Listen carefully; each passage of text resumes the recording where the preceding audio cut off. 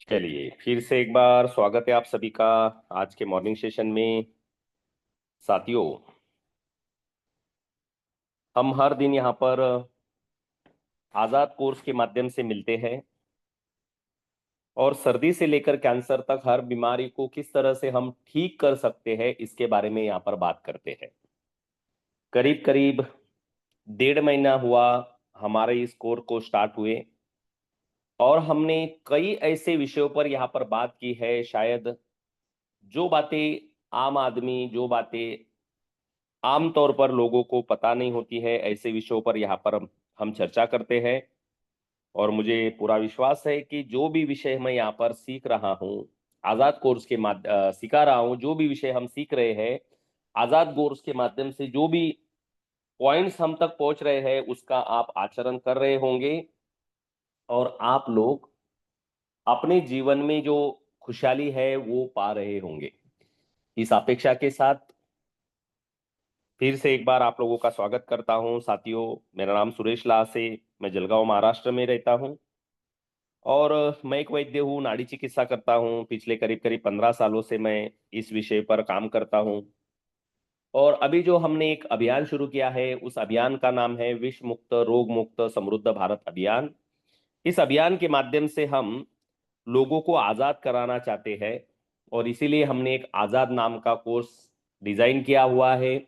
इस कोर्स में हर चीज से आजादी कैसी पाई जाए, यानी कि बीमारियों से आजादी, गरीबी से आजादी, मुश्किलों से, मानसिक तनाव से आजादी कैसे पाया जाए, इस बारे में यहाँ पर सिखाया जाता है।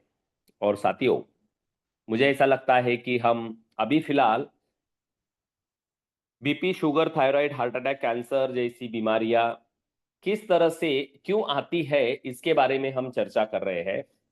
और मुझे ऐसा लगता है कि पिछले कुछ सेशनों में हमने इस विषय पर बहुत ही गहराई से, बहुत ही डीप जाकर चर्चा की है और आज भी बहुत ही महत्वपूर्ण विषय है।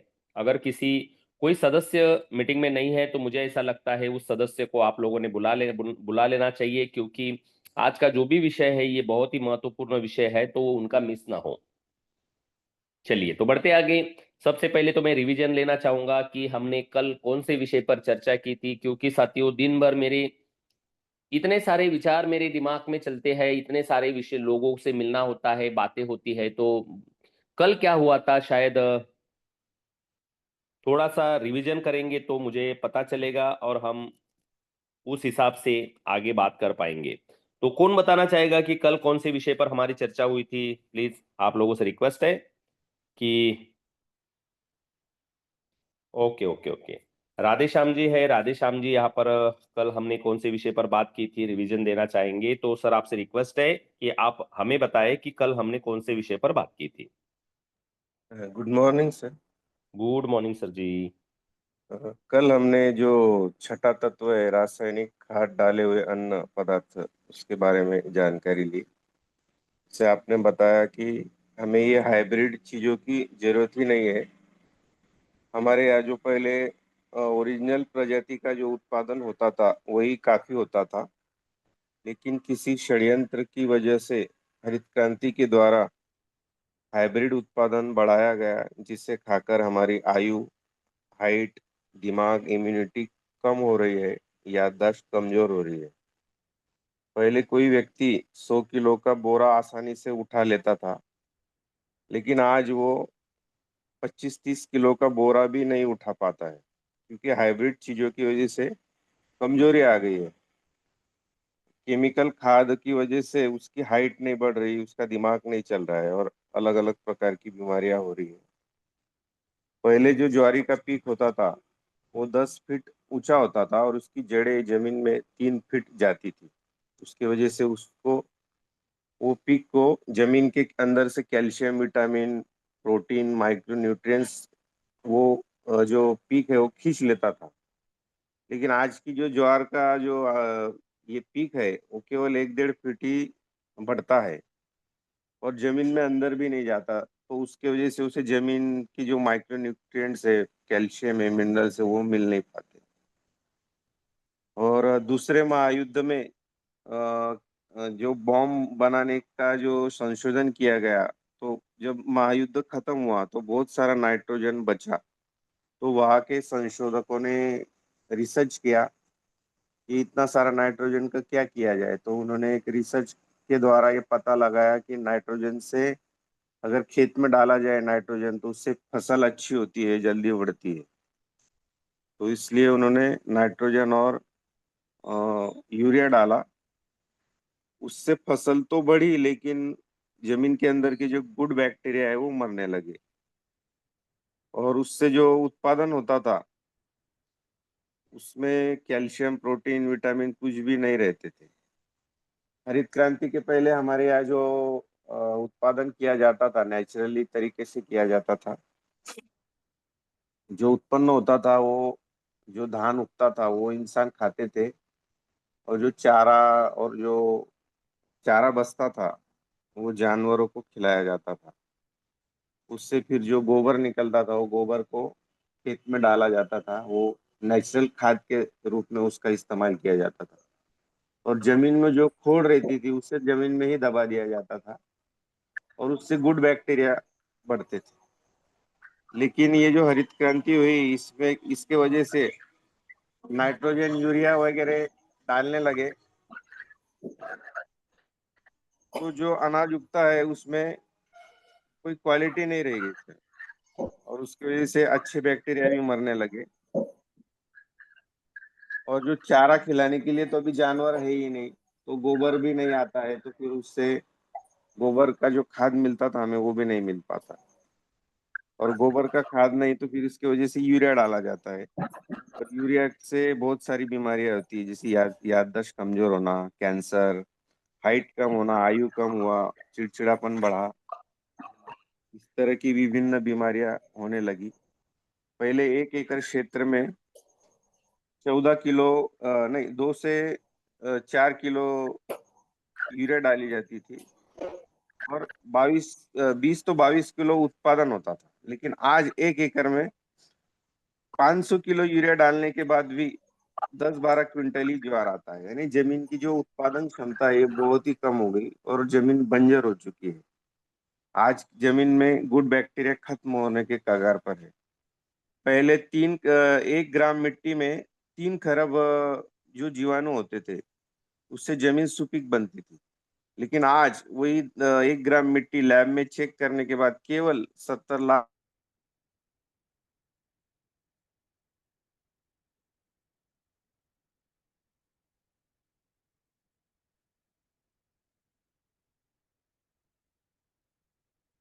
सर जी, आपकी आवाज रुक गई है क्या? नेटवर्क इशू है कोई? आपकी आवाज नहीं पहुंच पा रही हम तक, शायद। हेलो। जी सर, जी सर, आवाज रुक गई थी आपकी। हाँ, फिर से बताओ सर। बोलिए बोलिए, अभी अभी ये आधे मिनट में रुकी थी, बाकी सब चीजें सुनी हमने। बोलिए बोलिए। हाँ हाँ। तो इसलिए पहले क्या होता था सर, जो अ, अनाज उगाते थे सब, तो उससे जो उत्पन्न होता था, निकलता था, वो नेचुरल होता था। उसमें सभी विटामिन, प्रोटीन्स, कैल्शियम वगैरह मिलता था इंसान को। लेकिन अभी जैसे हम क्या नाइट्रोजन और यूरिया डालने लगे, तो उससे जो अनाज उगता है उसमें विटामिन, प्रोटीन नहीं रहते। तो इसलिए इंसान की याददाश्त कमजोर हो गई, हाइट कम होने लगी, आयु कम होने लगी, चिड़चिड़ापन बढ़ गया, और कैंसर ऐसी भयानक बीमारियां होने लगी। और पहले जो चारा बचता था वो जानवर खाते थे, और उससे जो गोबर निकलता था वो गोबर खाद के रूप में, नेचुरल खाद के रूप में यूज किया जाता था, जिससे जमीन की सुपीकता बढ़ती थी सर। पहले 1 एकड़ क्षेत्र में जो 2 या 4 किलो ही यूरिया डालकर हमें 20 से 22 किलो उत्पन्न निकलता था। लेकिन आज ये केमिकल डाल डाल के आज 1 एकड़ में 500 किलो यूरिया डालकर भी केवल 10 से 12 क्विंटल ही अनाज उगता है। आज जमीन की अंदर के जो गुड बैक्टीरिया है ये खत्म होने के कगार पर है। जैसे 1 ग्राम मिट्टी में अगर 3 खरब बैक्टीरिया होते थे, जीवाणु होते थे, जिससे जमीन की सुपीकता बढ़ती थी, उपजाऊपन अच्छा रहता था। लेकिन आज अगर वही 1 ग्राम मिट्टी लैब में चेक करें तो हमें 70 लाख बैक्टीरिया भी जमीन में बच गए हैं, वो सिर्फ 70 लाख ही रह गए। इससे पता चलता है कि ये केमिकल डालने की वजह से हमारी जो जमीन है ये बंजर हो चुकी है, उसकी उपजाऊ क्षमता ये खत्म हो चुकी है सर। यहाँ तक पढ़ा था सर। ओके सर, बहुत बहुत धन्यवाद आपका कि आपने बड़े ही विस्तार से आज यहाँ पर कल जो हमने सीखा, परसों हमने जो सीखा, उस चीज के बारे में यहाँ पर आपने बताया। बहुत बहुत धन्यवाद आपका कि आप इतना सटीकता से लिख रहे हो, इतना सटीकता से यहाँ पर आप प्रेजेंट कर रहे हो। मेरी आप लोगों से सबसे रिक्वेस्ट है कि जैसे राधेश्याम जी यहाँ पर दिल जान से सीखने का प्रयास कर रहे हैं, एग्जैक्टली सभी भाई बहन अगर ऐसे ही सीखने का प्रयास करेंगे तो शायद हम अपने परिवार को तो कम से कम बचा ही लेंगे। मुझे नहीं पता आप कितना गंभीर है इन सब चीजों पर, लेकिन जितना गंभीर राधेश्याम जी है उतना गंभीर अगर आप रहेंगे तो शायद कुछ बात बने। चलिए बढ़ते आगे, बहुत बहुत धन्यवाद सर आपका। तो आगे बढ़ते हैं साथियों, जैसे कि हमारा विषय अभी चल रहा है कि छठा तत्व। इंसानी शरीर जो होता है ये पंच तत्वों से बना हुआ होता है, लेकिन इंसान के शरीर में छठा तत्व जब से आना शुरू हो गया है, वो तो छठा तत्व कौन सा है? केमिकल। छठा तत्व कौन सा है? जहर। जब से, क्योंकि मैंने बताया है कि पंच तत्वों से शरीर बना है, तो जो चीजें हम खाते हैं वो अगर पंच तत्वों से बनी हुई है, तो इंसान 100 साल के लिए अगर जन्म लेता है, 100 साल जीने के लिए अगर उसका शरीर बना है, तो आसानी से 100 साल तक जी सकता है। लेकिन जब उसमें छठा तत्व आ जाता है तो जाहिर सी बात है कुछ ना कुछ बुरा होगा। और वही बुरा आजकल घर घर में देखा जा रहा है, क्योंकि हम छठा तत्व जो खा रहे हैं, जैसे मैंने पहले भी बताया है कि हम चाय के जरिए, शक्कर के जरिए, रिफाइंड तेल, रिफाइंड नमक, मैदे के जरिए, दूध के जरिए छठा तत्व, या फिर रेडीमेड फूड के जरिए छठा तत्व तो ले ही रहे हैं। उसके अलावा जो अभी बात चल रही है हमारी, कि हम जो अनाज खाते हैं, हम जो फल खाते हैं, सब्जियां खाते हैं, वो किस तरह से खेल खेला जा रहा है हमारे साथ। तो पिछले 2 दिनों से हम हरित क्रांति से, जो मैंने आपको बताया था 1960-70 के दशक में जो हरित क्रांति हमारे देश में लाई गई, जरूरत नहीं थी, मैं ईमानदारी से बोलूं, क्योंकि हमारा देश हजारों सालों से बहुत संपन्न और समृद्ध रहा है। ये कौन से कीड़े ने काटा था इन लोगों को मुझे पता नहीं है कि भाई भारत देश के लोगों को खाने को नहीं मिल रहा है। अगर खाने को नहीं मिलता तो ये भारत सोने की चिड़िया नहीं होता। याद रखना, मैं जो बोल रहा हूं ये बहुत सीरियस स्टेटमेंट है, ये कोई मजाक का स्टेटमेंट नहीं है। अगर भारत देश के लोगों को खाने को नहीं मिलता तो अंग्रेज यहां पर झक मारने नहीं आते। अगर भारत देश में खाने को नहीं मिलता तो मुगल यहां पर नहीं आते। अगर भारत देश को खाने को नहीं मिलता तो यहाँ पर जो डच आए, जो तुर्कज आए, ये नहीं आते। गरीब के देशों में कोई कुत्ता पूछने नहीं जाता। शायद मेरी लैंग्वेज थोड़ी सी बुरी हो सकती है, लेकिन ये सच्चाई है, क्योंकि मुझे जब बच्चे मरते हुए देखने को मिल रहे हैं, जो 12-12 साल के बच्चे हार्ट अटैक से मर रहे हैं, तो मेरा खून खौलता है, मुझे बुरा लगता है इन सब चीजों का। जब गूगल पर जाकर चेक करता हूं कि इतने लाख लोगों को कैंसर की वजह से जाने गंवानी पड़ रही है भारत देश में, तो कहीं ना कहीं बहुत दिल पर आघात होता है। इसलिए मेरे ये शब्द निकलते हैं साथियों। कोई जरूरत नहीं थी हमारे देश को हरित क्रांति की। अगर कुछ ऐसे लोग बोलते हैं कि भारत देश को खाने में नहीं मिलता था, तो वो बस राजनीति थी। राजनीतिक लोगों के कारण ये सब होता था। खाने के लिए न मिलना ये कोई हमारे लिए भारत देश में प्रॉब्लम नहीं थी। हरित क्रांति की कोई जरूरत नहीं थी। इन लोगों ने हरित क्रांति लाई। हरित क्रांति लाने से जो हाइब्रिड बीज हमारे देश में घुसा दिए गए, घर घर में, आपको पता है क्या षड्यंत्र चल रहा है। आज हमारा जो किसान है ये पूरा विकलांग हो चुका है। पहले हमारा किसान स्वावलंबी हुआ करता था, घर के बीज बोकर फसल लिया करता था। अभी घर का कोई बीज किसान बोता नहीं है। क्यों? क्योंकि हाइब्रिड बीज होने के कारण घर का बीज उत्पादन दे ही नहीं सकता। मैं और आज आप लोगों को एक बहुत बहुत ही गहरी बात बताने वाला हूं। अगर आप वो बात समझ जाए तो शायद शायद आप लोगों को धक्का लगे कि ये आप कैसी बात कर रहे हो। मैं आपको एक चीज और बताता हूं, इस हरित क्रांति का क्या खेल हुआ है। मैंने आप लोगों को एक सूत्र तो बताया दिया है, वाग्भट्ट जी का, जीव जीवस्य जीवनम जीव जीवात जायते। तो एक बात मैं आप लोगों को कहना चाहूंगा, आप अगर किसान हो या किसान परिवार से थोड़ा बहुत ताल्लुक रखते हो, तो मैं आपको एक प्रयोग बताता हूं, करके देखिएगा, पता चलेगा आप लोगों को। जो भी हाइब्रिड बीज बनाए हुए हैं मार्केट में, जिस भी चीज के, वो चाहे गेहूं हो, वैसे तो गेहूं हाइब्रिड नहीं हुआ है, बस उसमें कुछ बदलाव किए गए हैं। लेकिन जो भी बीज है, जैसे कि मिर्ची का बीज हाइब्रिड आया है, बैंगन का बीज हाइब्रिड आया है, उसके बाद में गिल का है, तुरई है, उसके बाद में जो भी मतलब गोभी है, फ्लावर है, जो कोई भी है, जितने भी ये मतलब मार्केट में पैकेट बंद बीज मिल रहे हैं, वो सब हाइब्रिड है। जवार का बीज वैसे ही है, मकई का बहुत सारे मायने में वैसे ही है, कपास का बीज बड़ी मात्रा में हाइब्रिड है। 99% कपास का बीज हाइब्रिड है। अब मैं इसमें कुछ गहरे राज आप लोगों के सामने खोलना चाहूंगा साथियों। हाइब्रिड बीज का मतलब होता है, उस बीज को बनाते समय, उसके अंदर डीएनए में कुछ बदलाव किए जाते हैं, और वो बदलाव उत्पादन बढ़ाने के लिए किए जा रहे हैं, ऐसा लोगों को बोला जाता है। अब पुराने जमाने का जो किसान था, वो क्या करता था, अपने खेत में जो कपास लगाया करते थे, ध्यान से सुनिए जो मैं बोल रहा हूं, ये बहुत आपके जिंदगी के साथ, आपके बच्चों के भविष्य के साथ बहुत बड़ी बात जुड़ी हुई है। अगर आप ये मुझे लाइव भी सुन रहे हैं यहाँ पर जूम के माध्यम से, या ये वीडियो भी सुनेंगे आप, तो इसको थोड़ा सा गंभीरता से समझिए जो मैं बोल रहा हूं। पुराने जमाने में जो किसान भाई था, वो क्या करता था, खेत में से जो कपास निकलता था, उसमें जो बढ़िया से बढ़िया पेड़ है, उन पेड़ के कपास को कुछ चिंदिया बांध के रखता था, कुछ निशान बना के रखता था। ध्यान से सुनिए मैं जो बोल रहा हूं। और उस कपास को वो अलग से चुनता था, यानी कि उसको अलग से उसको निकाल कर घर में लाता था, उसमें की सरकी निकालकर उस सरकी पर कुछ नेचुरल प्रोसेस करके, जैसे गोबर लगाना, गोमूत्र लगाना, कुछ जो हमारे उधई जो बोलते हैं, इसको दिमक बोलते हैं, उदय बोलते हैं, तो उसके जो घर होते हैं उनकी मिट्टी लाकर उसको लगाना, उसको बीज संस्कार बोला जाता है। और वो बीज संस्कार करके घर में संभाल के रखता था, और जब बारिश होती थी फिर से वही बीज लगाता था। अगर ये प्रयोग अभी किसान करे, ध्यान से सुनिए जो मैं बोल रहा हूं, कपास के अगर बीज खुद निकाले और अगर खेत में फिर से उसको बोए, तो उसको कपास आता नहीं है। अब मैं इसके पीछे का आगे का बहुत गहन बात आपको लोगों को बताने वाला हूं, पहले ये सुन लीजिए ताकि आपको समझ में आए।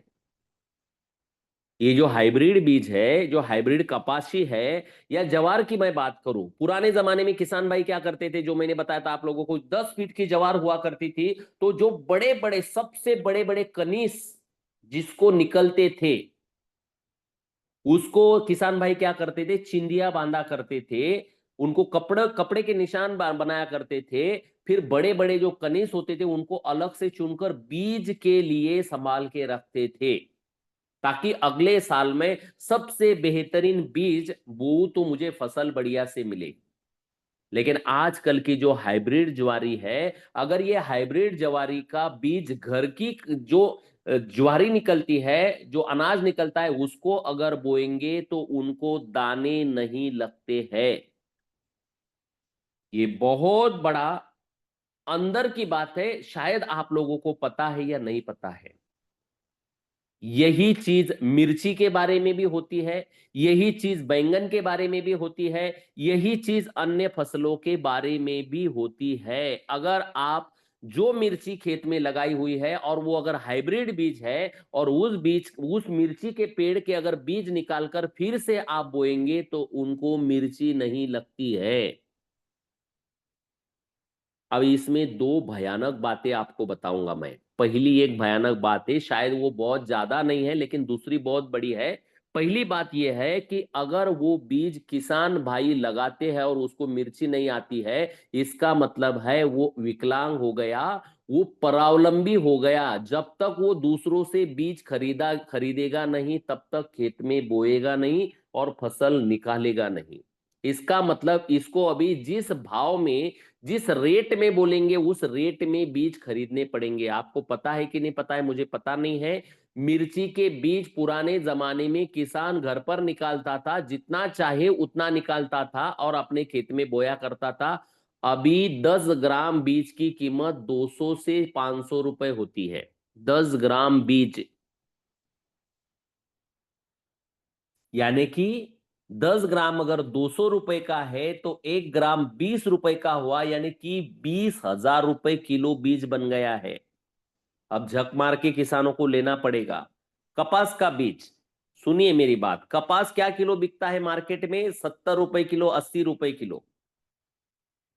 यानी कि उसकी जो सरकी है, वो सरकी 70-80 रुपए से ज्यादा नहीं बिक रही है। जबकि एक पैकेट बीज उसको खरीदने के लिए अगर मार्केट में जाना पड़ता है तो 450 ग्राम बीज होता है और वो मिलता है 800 से 1,000 रुपए का। यानी कि उसका बीज वो खुद बोत मतलब कपास बेचता है तो 70 रुपए किलो, और उसको बीज जो मिलता है वो मिलता है 2 से 3 हजार रुपए किलो। और वो अगर घर का निकाल कर लगाने लगे तो उसको कपास आता ही नहीं है। क्यों? क्योंकि वो बीज हाइब्रिड बना दिया है उन्होंने। अब इससे भी धक्कादायक बात मैं बताता हूं, ये तो किसानों के बारे में बात हुई, इससे भी भयानक बात मैं बताता हूं। सीधी सी बात है, जो बीज, जो कपास हो, जवार हो, मिर्ची हो, बैंगन हो, जो हाइब्रिड बीज है, उनमें जो उनमें जो पैदा करने की क्षमता है वो खत्म हो चुकी है। ध्यान से सुनिए अब मैं क्या कह रहा हूं। वो नपुंसक बन चुका है वो पेड़। वो जवारी का हो, वो चाहे मकई का हो, वो चाहे जो भी हाइब्रिड है, हाइब्रिड, वो नपुंसक है। वो फिर से पैदा कर नहीं सकता, अपने अपने अंदर से किसी और व्यक्ति को जन्म नहीं दे सकता है, ऐसा वो बीज है। आप चाहो तो इसको किसी संशोधक को जाके पूछिए, किसी साइंटिस्ट को जाके पूछिए, जो मैं बोल रहा हूं उसमें कितनी सच्चाई है।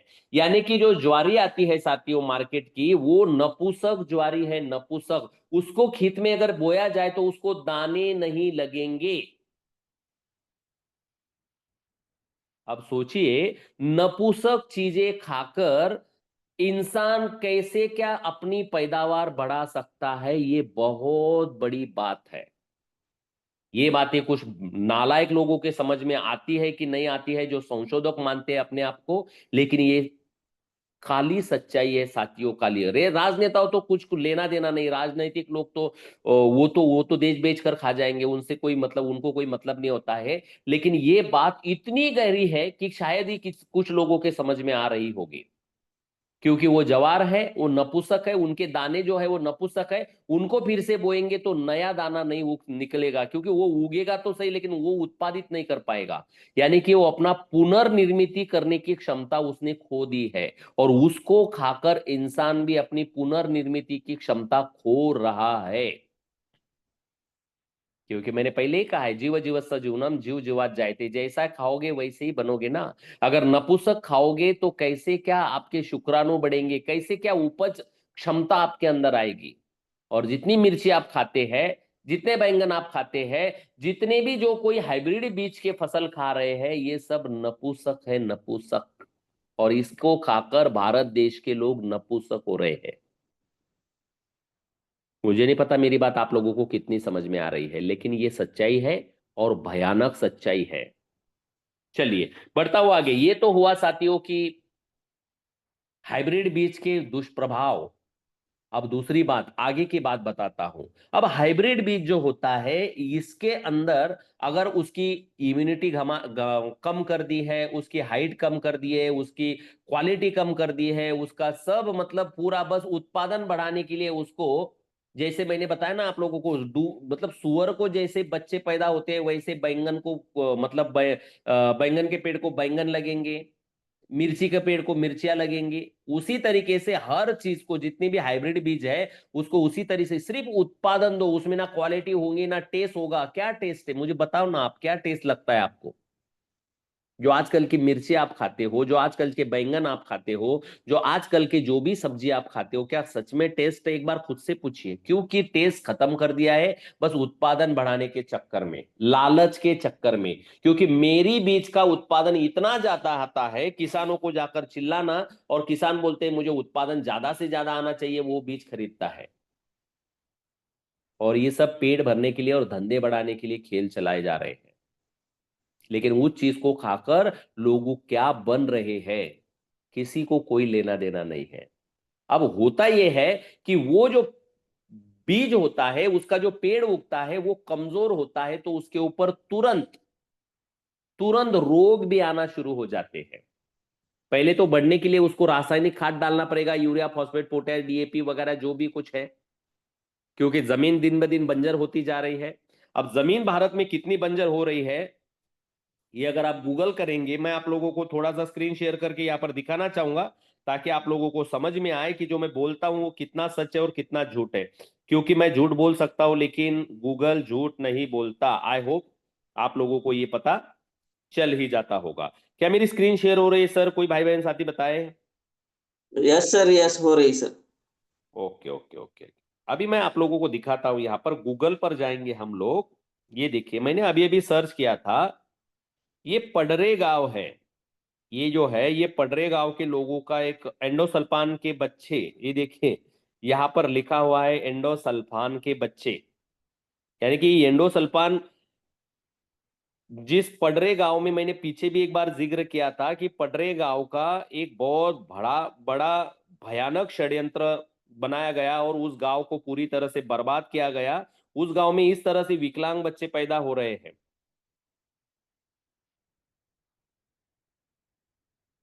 तो ये आप पडरे गांव को सर्च कीजिए, ताकि आपको पता चलेगा वहां पर पिछले 20 सालों से बच्चे पैदा ही नहीं हुए हैं।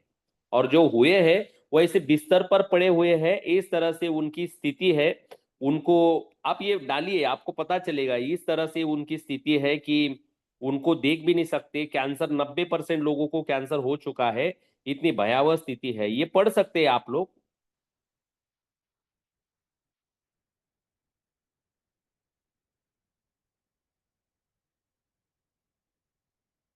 चलिए, तो मैं आप लोगों को और कुछ चीजें दिखाऊंगा ताकि आपको समझ में आ जाए कि जमीन कैसे बंजर होती जा रही है। ये देखिए, मैंने भारत राष्ट्र कहा जमीन बंजर हुई है। ये मैं दिखाऊंगा आप लोगों को। यहाँ पर अगर आप देख पा रहे हो तो ये एक मैं सर्च कर रहा हूं यहाँ पर, ये भारत के, देखिए ये यहाँ पर दिख रहा होगा आपको, भारत में रासायनिक खाद से कहाँ जमीन बंजर हुई है। ये मैं सर्च कर रहा हूं। आप चाहो तो आप भी अपने मोबाइल पर इसको सर्च कर सकते हो। गूगल पर जाकर सर्च करेंगे तो आपको पता चलेगा। यहाँ पर देखिए, यहाँ पर आ रहा है कुछ, भारत में रासायनिक खाद के अत्याधुनिक उपयोग से कई क्षेत्र में जमीन बंजर हुई है, खासकर उन जगहों पर जहां हरित क्रांति के दौरान इनका अंधाधुंध इस्तेमाल हुआ था। पंजाब, हरियाणा और पश्चिम उत्तर प्रदेश जैसे क्षेत्रों में जहां रासायनिक उर्वरकों का अधिक उपयोग किया गया, मिट्टी की उर्वरता कम हो गई और बंजरपन की समस्या बढ़ गई। अगर आप देख पा रहे होंगे तो यहाँ पर ये सब चीजें आई है। आप जाइए और गूगल कीजिए ताकि आप लोगों को समझ में आ जाएगा। तो साथियों, ये जो है, ये देखिए, कीटनाशक और रासायनिक उर्वरकों से भूमि हो रही है बंजर। ये 2020 का रिपोर्ट है, यहाँ पर दिखाया जा रहा है। पूरी जमीन बर्बाद हो रही है और उसमें से निकली हुई चीजें अगर कोई खाएगा तो उनको भी भयानक भयानक बीमारियां हो सकती है, ऐसा गूगल पर यहाँ पर कहा गया है। और कई सारे पंजाब के गांव है, अगर मैं यहाँ पर सर्च करूं,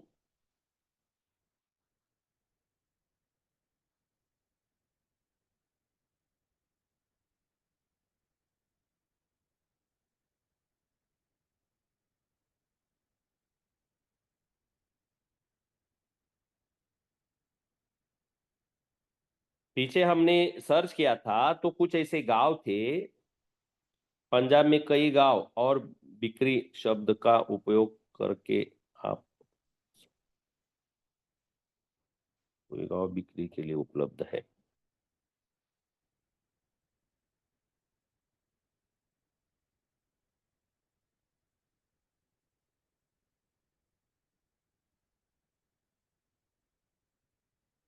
अगर आप उनको ढूंढेंगे तो आपको पता चलेगा। अब शायद यहाँ पर कुछ चीजें मुझे गलत तरीके से मैंने ये किया है। तो ऐसे कुछ गांव है पंजाब में जहां पर किसानों के एक एक परिवार पर 25-25 लाख रुपए कर्जा है, और जिसके कारण वो पूरी तरह से बिक्री है। वो कहते हैं कि हमारा गांव कोई खरीद लो और हमें पैसे दो ताकि हम कर्जा भर पाए। इस तरह से कुछ गांव पूरी तरह से बिखरे हैं वहां पर।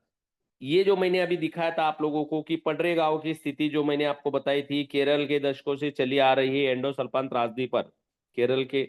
तो यहाँ पर ये मैंने दिखाया था कि किस तरह से लोगों का जीवन बर्बाद हो रहा है केरल में दशकों से चली आ रही है एंडोसल्फान की। देखिए, डाउन टू अर्थ भारत में सबसे खराब और सबसे लंबे समय तक चलने वाले कीटनाशक विषवक्ता प्रकरणों में से एक पर नजर डालते हैं और बताते हैं कि कैसे उसके परिणाम सुप्रीम कोर्ट द्वारा पीड़ितों के लिए मुआवजे के आदेश के रूप में हुए।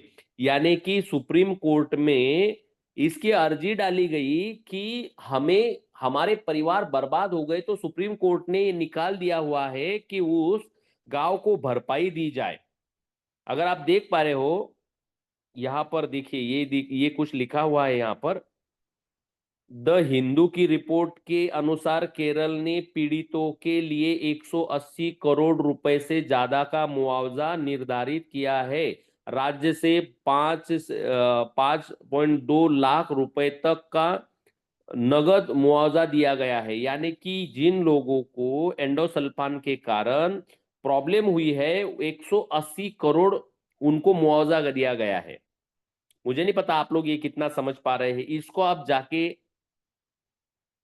सर्च कीजिए गूगल पर ताकि आप लोगों को पता चले। साथियों, कहना इतना ही है कि इतनी सारी जानकारी ऑलरेडी हमारे गूगल पर पड़ी हुई है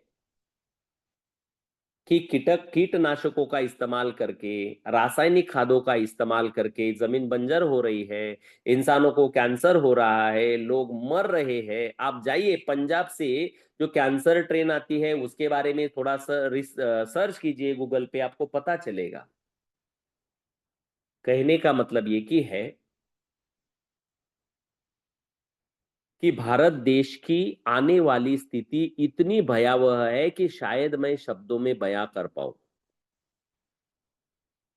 क्योंकि आप जो खाना खाते हो, पहले तो मैंने आपको हाइब्रिड बीज के बारे में बताया कि वो नपुंसक है। उसको खाकर हम कभी भी हमारी आने वाली पीढ़ी आगे बढ़ा नहीं पाएंगे।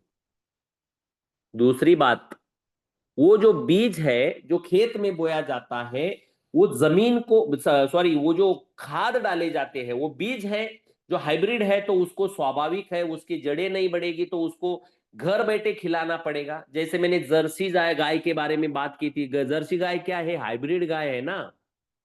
ये चरने जा नहीं सकती। क्यों? क्योंकि इसको चलना मुश्किल हो जाता है। तो आपको पता होगा जर्सी गाय के जितने भी फार्म होते हैं वो एक जगह पर बांध के रखते हैं जर्सी गाय को, और वहीं पर जगह पर उनको खाना खिलाएंगे, जगह पर पानी पिलाएंगे, और वहीं पर उनसे दूध उत्पादित करके मार्केट में जाकर बेचेंगे। क्यों?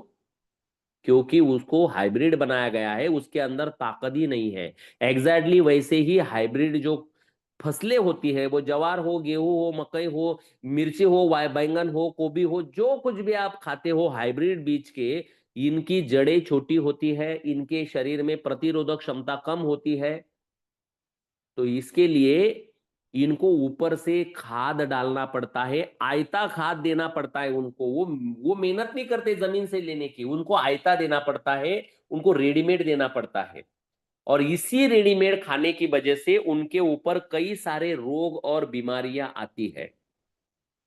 कई सारे कीट आएंगे, कई सारे उनको इल्ली लगेंगी, कई सारे कीड़े लगेंगे, कई सारे रोग उनके ऊपर आएंगे। फिर उनको उन रोगों से बचाने के लिए जहरीले जहरीले कीटनाशक, जहरीले जहरीले, जैसे अभी अभी हमने एंडोसल्फान के बारे में सुना था। एंडोसल्फान तो ये पुराना ड्रग हुआ, पुराना केमिकल हुआ। एंडोसल्फान से भी खतरनाक खतरनाक भयानक भयानक कीटनाशक अभी मार्केट में बिकते हैं। एंडोसल्फान से तो अभी छिड़काव करेंगे तो शायद दूसरे दिन इल्ली मरती थी, कीड़े कीड़े मरते थे, लेकिन अभी ऐसी चीजें हैं, अगर आप उसको छिड़काव करेंगे तो 10 मिनट में वो इल्ली मर जाएंगी, वो कीड़े मर जाएंगे, 10 मिनट में मर जाते हैं। मजे की बात यह है कि वहां पर लिख कर आता है कि इस बोतल को एक बार छिड़काव करने के बाद में 20 दिन तक उस फसल को हाथ भी नहीं लगाना है। इतने जहरीले कीटनाशक पैदा हुए हैं अभी। और साथियों, ये हर उस फसल पर छिड़काव करने पड़ते हैं जो फसल हाइब्रिड है। क्यों? क्योंकि वो कमजोर है, उसकी रोग रोग प्रतिकारक क्षमता कम है। फिर उस पे ऊपर इल्ली गिलेगी तो अलग से दवा छिड़काव करनी पड़ेगी, उनके ऊपर कीड़े गिरेंगे तो अलग से छिड़काव करना पड़ेगा, उनके ऊपर रोग गिरेंगे तो अलग से छिड़काव करना पड़ेगा। इस तरह से अलग अलग अलग अलग चीजें इस्तेमाल की जाती है खेतों में। और ऊपर से एक चीज मैं भयानक बताता हूं, शायद आप लोगों को पता है या नहीं पता है। आजकल भारत देश में हर्बिसाइड जिसको बोला जाता है, यानी कि तणनाशक, खरपतवार नाश करने वाली दवाइयां, तणनाशक जिसको बोला जाता है, हर्बिसाइड जिसको बोला जाता है, इसका इस्तेमाल करोड़ों लीटर जमीन पर किया जा रहा है। हर्बिसाइड, तणनाशक जिसको बोला जाता है। क्यों? क्योंकि आजकल के लोग आलसी हो चुके हैं।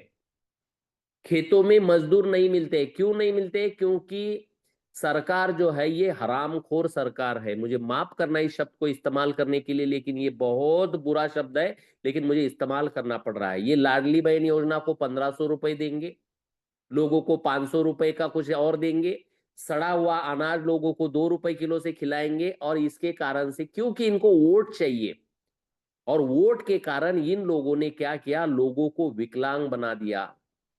मजदूर खेत में जाना पसंद नहीं करते क्योंकि फोकट का सब मिल रहा है। इसलिए किसान क्या करते हैं, खेत में अगर तन हो जाए, घास फूस हो जाए, तो उसको निकालने के लिए ये तणनाशक का इस्तेमाल करते हैं। और वो जो तणनाशक होता है ना साथियों, वो इतना जहरीला होता है कि वो फसल पर गिरने पर उस फसल को जला देता है। और वो जमीन पर गिरता है तो जमीन के अंदर के बैक्टीरिया को भी जला देता है। और इसी कारण से जमीन बंजर होती जा रही है। जहां पुराने जमाने में हाइब्रिड बीज के ज्वार, जो मैंने पहले भी कहा है आप लोगों को, 20 से 25 क्विंटल आती थी, अभी ज्वार जो है 10 क्विंटल, 8 क्विंटल से ऊपर नहीं आ रहा है। जब मैं खेती किया करता था उस वक्त पहली बार बीटी कपासी का बीज हमने बोया था खेत में। मुझे एग्जैक्टली साल याद नहीं है, लेकिन ये साल मेरे हिसाब से 2005 या 2002 से 7 के बीच की बात है। ये जब बीटी कपासी का बीज पहली बार आया था तो 1 एकड़ में हमने 25 क्विंटल कपास निकाला था। अब कोई मायका लाल 25 क्विंटल कपास नहीं निकाल सकता है, क्योंकि जमीन उस बीटी कपासी के कारण और रासायनिक खादों के कारण इतनी खराब हो चुकी है कि 3 क्विंटल 5 क्विंटल से ज्यादा कपास उत्पादित हो नहीं रहा है। यानी कि 5 गुना उत्पादन कम हो चुका है जमीन की क्षमता के कारण। और धीरे धीरे ये जमीन पूरी तरह से बंजर होने के कगार पर है। और उसके ऊपर जो छिड़काव किए जा रहे हैं, अलग अलग कीटनाशक, अलग अलग रासायनिक खाद, अलग अलग हर्बिसाइड, अलग अलग फंगीसाइड, इस तरह से ये छिड़काव कर करके उस जमीन के अंदर पूरा जहर है। और जब उसमें फसल बोई जाती है, वो फसल वही जहर अपने आप में लाती है। और वही जहर हम अपने घर में बच्चों को बैंगन के नाम पर, मिर्ची के नाम पर, मेथी के नाम पर, धनिया के नाम पर, जवार के नाम पर, गेहूं के नाम पर खिला रहे हैं। और इसी कारण से लोगों का सत्यानाश हो रहा है। क्यों 12-12 साल के बच्चों को कैंसर हो रहा है, हार्ट अटैक आ रहे हैं? क्यों 25 साल के लोगों की घुटनों काम करना बंद कर रहे हैं? क्यों हार्ट अटैक हो रहे हैं लोगों को? इसके पीछे का कारण यही है कि जो भयानक केमिकल बेचे जा रहे हैं भारत देश में। 1960 से पहले कोई कीटनाशक नहीं बनता था। 1960 से पहले कोई रासायनिक खाद नहीं बनता था। 1960 से पहले कभी कोई हर्बिसाइड यानी कि तणनाशक नहीं बिकता था। फिर भी भारत देश पिछले हजारों साल से सोने की चिड़िया हुआ करता था। लेकिन जब से अंग्रेज गए, भारत देश में काले काले अंग्रेजों का सरकार स्थापन हुआ, उस वक्त से इस देश का सत्यानाश हुआ। और 1,500 2,000 रुपए एक फूली के लेकर हमारे देश के लोग इन राजनेताओं को चुन कर देते हैं, और ये भारत देश को बेचकर खाने की तगार पर है। मुझे नहीं पता मेरी बातें कितनी आप लोगों को समझ में आ रही है, कितनी आप लोगों के दिमाग में जा रही है, लेकिन याद रखना, आप ही लोग होंगे जो जिम्मेदार होंगे आने वाली पीढ़ियों को समाप्त करने के लिए। आप ही लोग होंगे हमारे ही बच्चों को आंखों से मरते हुए देखने के लिए। आप ही लोग होंगे इस पृथ्वी को बंजर करके इस पृथ्वी पर महामारी और प्रलय लाने के लिए जिम्मेदार। क्योंकि आप लोग लाडली बहन योजना के 1500 रुपए के कारण आप ऐसे लोगों को चुनकर देते हैं जो नालायक आपको ही बेचकर खाने जा रहे हैं। 2 रुपए किलो के अनाज मिल रहे, इसके लिए आप लोग ऐसे लोगों को चुनकर देते हैं जो लोग आप ही के बच्चों को मारने की सोच रहे हैं। ये बहुत बड़ा षड्यंत्र है। मुझे नहीं पता आप लोगों को मेरी बातें कितनी समझ में आती है, कितनी नहीं समझ में आती है, लेकिन मेरा कहना इतना ही है कि आप जो खाना खा रहे हो, आप जो जहर बच्चों को खिला रहे हो, वो जहर इस देश को, इस देश के आने वाले पीढ़ी को पूरी तरह से समाप्त करने वाले हैं। और ये बात भारत देश के करीब करीब 90% लोग ना तो जानते हैं और सुनने के लिए तैयार नहीं है। इस मीटिंग को सुनने के लिए तैयार नहीं है, इन बातों को सुनने के लिए तैयार नहीं है। बस इनको मजा करना है, गुटखे खाने हैं, शराब पीना है, मस्ती करनी है, शादियों में कूदना है, पार्टियों में कूदना है और बस जी लेना है। मैं समझ नहीं पा रहा हूं भारत देश कौन सी दिशा पर जा रहा है। अगर सही दिशा ना मिले तो ये अगले 20, 25, 30 साल में ही खत्म हो जाएगा ये भारत देश। मेरी बात को याद रखना। मैं भारत में रहूंगा कि नहीं रहूंगा मुझे पता नहीं है। अगर यहाँ के सब नालायक बन गए तो मैं तो रह नहीं पाऊंगा। मुझे माफ करना इस शब्द को इस्तेमाल करने के लिए, क्योंकि अगर सब गलत दिशा में जाएंगे तो सही दिशा वाले लोग दिशा बदल लेते हैं। साथियों, इन चीजों को रोकना हमारे हाथ में ही है। इसीलिए मैंने ये अभियान निकाला हुआ है, विष मुक्त रोग मुक्त समृद्ध भारत अभियान। क्योंकि ये छिड़काव किए गए रासायनिक खाद, रासायनिक कीटनाशक, फंगीसाइड, हर्बिसाइड, रासायनिक खाद जो जमीन में डाले जा रहे हैं, उससे निकला हुआ जो अनाज है वो हम ही हमारे बच्चों को खिला रहे हैं और हमारे बच्चों को सत्यानाश की दिशा में लेके जा रहे हैं। इसको रोकना है तो इस अभियान को आगे बढ़ाना ही पड़ेगा, अन्यथा आने वाली पीढ़ी समाप्त हो जाएगी। बाप रहेगा 60 साल का, बच्चा रहेगा 30 साल का, कैंसर से बच्चा मरेगा, बाप उसको अर्थी को कंधा देगा। और ये घटनाएं हजारों की कगार में आज गांव गांव में हो रही है। बाप जिंदा है, मां जिंदा है, बच्चे मर गए, 2-2, 3-3 बच्चे मर गए लोगों के। इतना कहकर यहाँ पर रुकना चाहूंगा।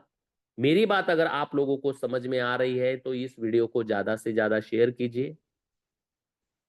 सेशन को तो हम लोगों को बुला नहीं पा रहे हैं, कम से कम वीडियो तो शेयर करें। इतना कहकर यहाँ पर रुकना चाहूंगा क्योंकि समय हो चुका है अगले मीटिंग का। तो मिलते हैं कल मॉर्निंग में कुछ आगे के विषय लेकर। जय हिंद, जय भारत, नमस्कार।